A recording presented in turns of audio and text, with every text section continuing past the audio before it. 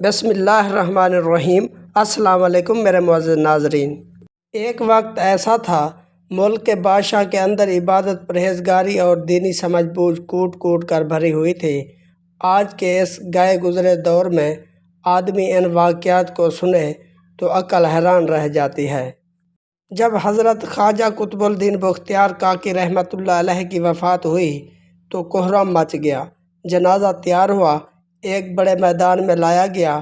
بے پناہ لوگ نماز جنازہ پڑھنے کے لیے آئے ہوئے تھے۔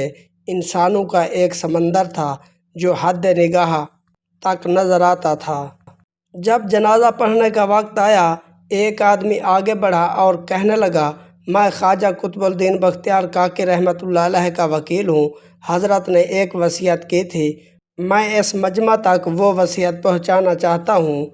مجمع پر سناٹا چھا گیا۔ وکیل نے پکار کر کہا، حضرت خواجہ قطب الدین بختیار کاکی رحمۃ اللہ علیہ نے یہ وصیت کی کہ میرا جنازہ وہ شخص پڑھائے جس کے اندر 4 خوبیاں ہوں۔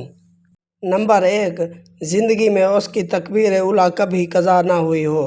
نمبر 2، اس کی تہجد کی نماز کبھی قضا نہ ہوئی ہو۔ نمبر 3، اس نے غیر محرم پر کبھی بھی بری نظر نہ ڈالی ہو۔ نمبر 4، اتنا عبادت گزار ہو کہ اس نے عصر کی سنتیں بھی کبھی نہ چھوڑی ہوں۔ جس شخص میں یہ 4 خوبیاں ہوں وہ میرا جنازہ پڑھائے۔ جب یہ بات سنائی گئی تو مجمع پر ایسا سناٹا چھایا کہ جیسے مجمع کو سانپ سونگھ گیا ہو۔ کافی دیر گزر گئی، کوئی نہ آگے بڑھا۔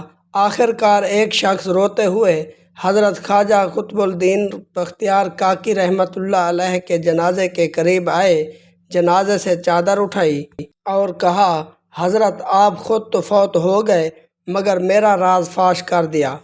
اس کے بعد بھرے مجمع کے سامنے قسم اٹھائی کہ میرے اندر یہ 4 خوبیاں موجود ہیں۔ یہ شخص کوئی عام آدمی نہیں تھا، وہ یہ شخص وقت کا بادشاہ شمس الدین التمش تھے۔ جی دوستو، اگر وقت کا حاکم اتنا نیک ہو تو اس وقت عدل و انصاف کیسے نہیں ہوتا ہوگا۔ جی دوستو، ہماری ویڈیو اگر اچھی لگی ہے تو ہمارے چینل کو سبسکرائب ضرور کرنا۔ ملتے ہیں اگلی نیکسٹ ویڈیو میں، تب تک کے لیے اللہ حافظ۔